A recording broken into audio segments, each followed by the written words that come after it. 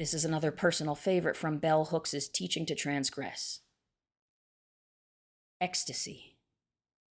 Teaching and learning without limits.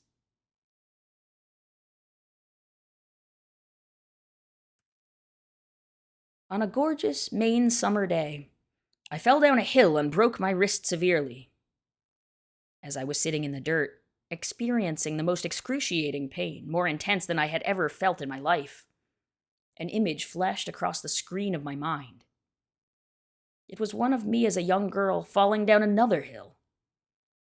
In both cases, my falling was related to challenging myself to move beyond limits. As a child, it was the limits of fear. As a grown woman, it was the limits of being tired, what I call bone weary. I had come to Skowhegan to give a lecture at a summer art program. A number of non-white students had shared with me that they rarely have any critique of their work from scholars and artists of color. Even though I felt tired and very sick, I wanted to affirm their work and their needs. So I awakened early in the morning to climb the hill and do studio visits. Skowhegan was once a working farm. Old barns had been converted into studios. The studio I was leaving, after having had an intense discussion with several young black artists, female and male, led into a cow pasture. Sitting in pain at the bottom of the hill, staring in the face of the black female artist whose studio door I had been trying to reach, I saw such disappointment.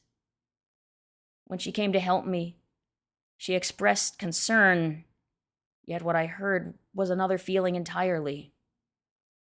She really needed to talk about her work with someone she could trust. Someone who did not approach it with racist, sexist, or classist prejudice. With someone whose intellect and vision she could respect. That someone did not need to be me. It could have been any teacher. When I think about my life as a student, I can remember vividly the faces, gestures, habits of being of all the individual teachers who nurtured and guided me, who offered me an opportunity to experience joy in learning, who made the classroom a space of critical thinking, who made the exchange of information and ideas a kind of ecstasy. Recently, I worked on a program at CBS on American feminism. I and other black women present were asked to name what we felt helps enable feminist thinking and feminist movement. I answered that to me, critical thinking was the primary element allowing the possibility of change. Passionately insisting that no matter what one's class, race, gender, or social standing, I shared my beliefs that without the capacity to think critically about ourselves and our lives, none of us would be able to move forward, to change, to grow.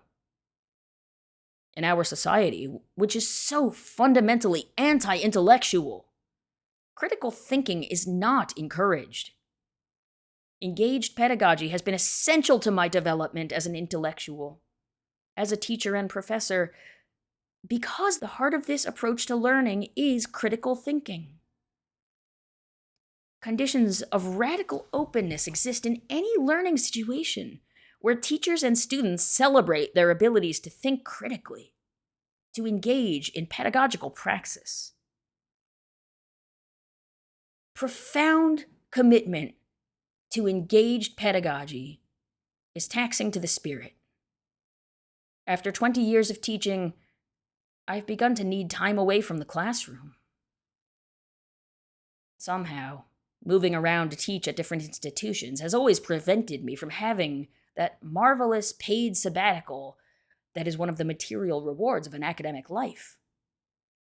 This factor, coupled with commitment to teaching, has meant that even when I take a job that places me on a part-time schedule, instead of taking time away from teaching, I lecture elsewhere.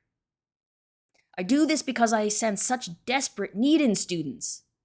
Their fear that no one really cares whether they learn or develop intellectually. My commitment to engaged pedagogy is an expression of political activism. Given that our educational institutions are so deeply invested in a banking system, this is a reference to Paulo Freire, who describes as a banking system that model of education whereby the instructor holds the capital that is knowledge and dispenses it into the empty waiting heads, which is to say accounts, of the students, who thereby profit, shall I say. That's what's meant by banking system in an educational context. It refers specifically to Freire.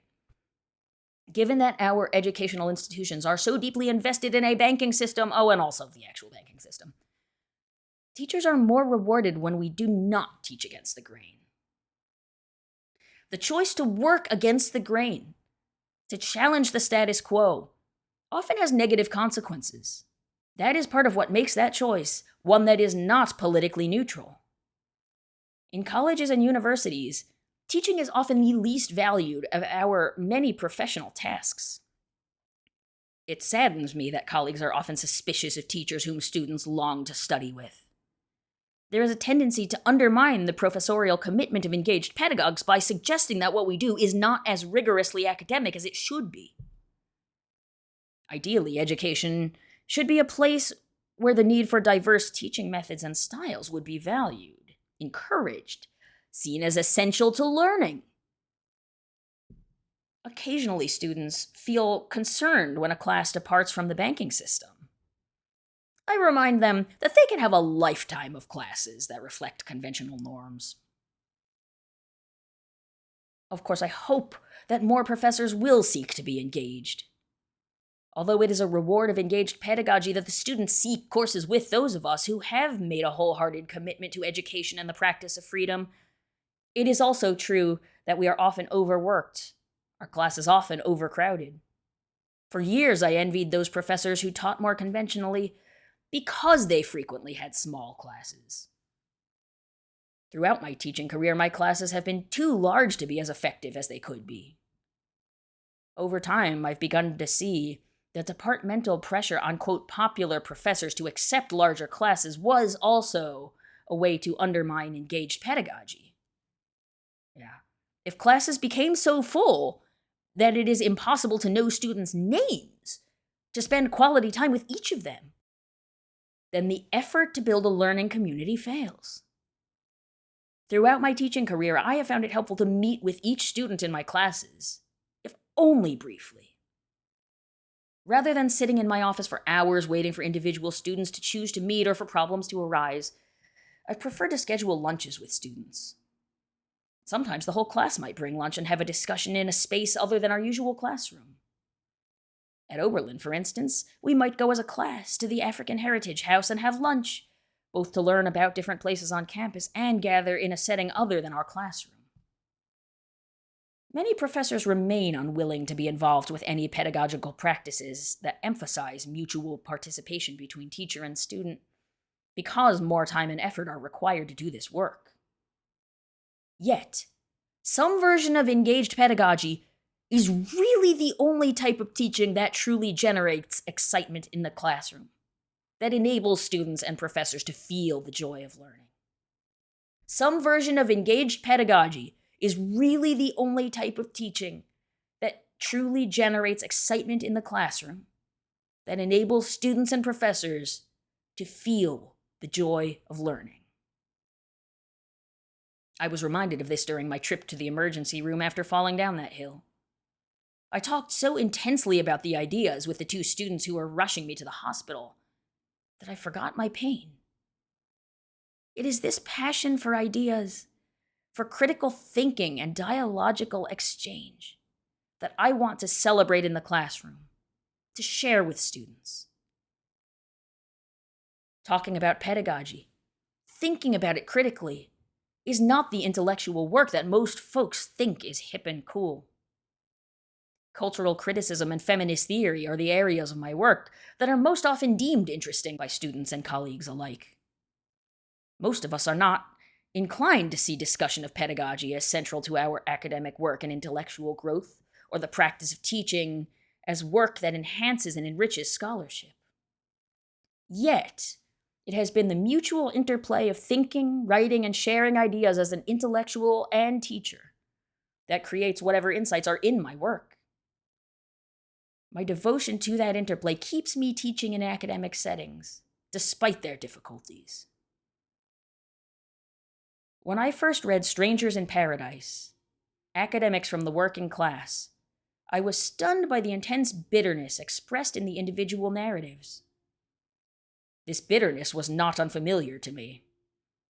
I understood what Jane Ellen Wilson meant when she declared, "The whole process of becoming highly educated was for me a process of losing faith." I have felt that bitterness most keenly in relation to academic colleagues. It emerged from my sense that so many of them willingly betrayed the promise of intellectual fellowship and radical openness that I believe is the heart and soul of learning. When I moved beyond those feelings to focus my attention on the classroom, the one place in the academy where I could have the most impact, they became less intense. I became more passionate in my commitment to the art of teaching. Engaged pedagogy not only compels me to be constantly creative in the classroom, it also sanctions involvement with students beyond that setting.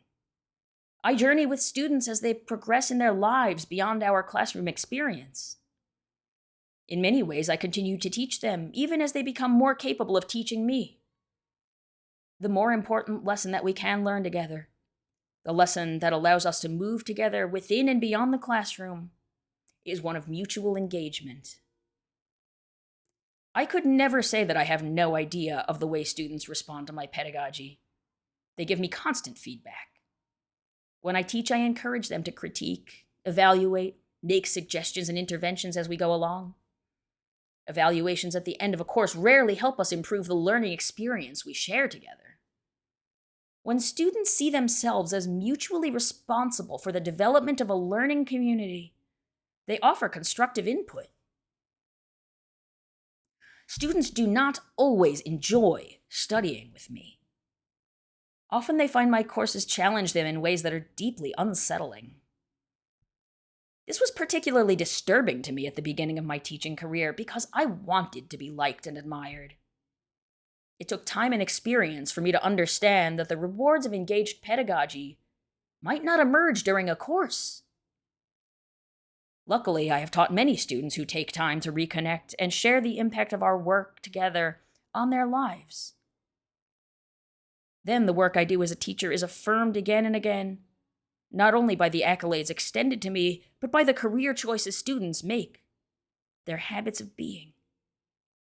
When a student tells me that she struggled with the decision to do corporate law, join such and such a firm, and then at the last minute began to reconsider whether this was what she felt called to do, sharing that her decision was influenced by the courses she took with me, I am reminded of the power we have as teachers as well as the awesome responsibility.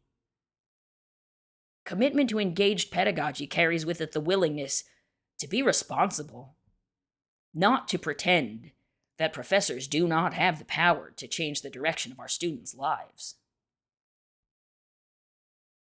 I began this collection of essays confessing that I did not want to be a teacher. After 20 years of teaching, I can confess that I am often most joyous in the classroom, brought closer here to the ecstatic than by most of life's experiences.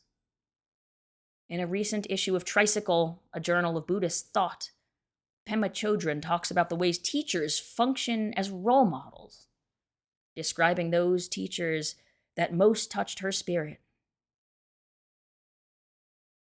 My models were the people who stepped outside of the conventional mind and who could actually stop my mind and completely open it up and free it, even for a moment, from a conventional, habitual way of looking at things. If you are really preparing for groundlessness, preparing for the reality of human existence, you are living on the razor's edge, and you must become used to the fact that things shift and change. Things are not certain, and they do not last, and you do not know what is going to happen. My teachers have always pushed me over the cliff. End quote from Pema Chodron. Reading this passage, I, bellhooks, felt deep kinship. For I have sought teachers in all areas of my life who would challenge me beyond what I might select for myself. And in and through that challenge, allow me a space of radical openness where I am truly free to choose, able to learn and grow without limits. The academy is not paradise, but learning is a place where paradise can be created. The academy is not paradise, but learning is a place where paradise can be created.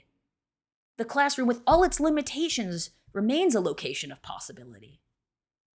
In that field of possibility, we have the opportunity to labor for freedom, to demand of ourselves and our comrades an openness of mind and heart that allows us to face reality even as we collectively imagine ways to move beyond boundaries, to transgress.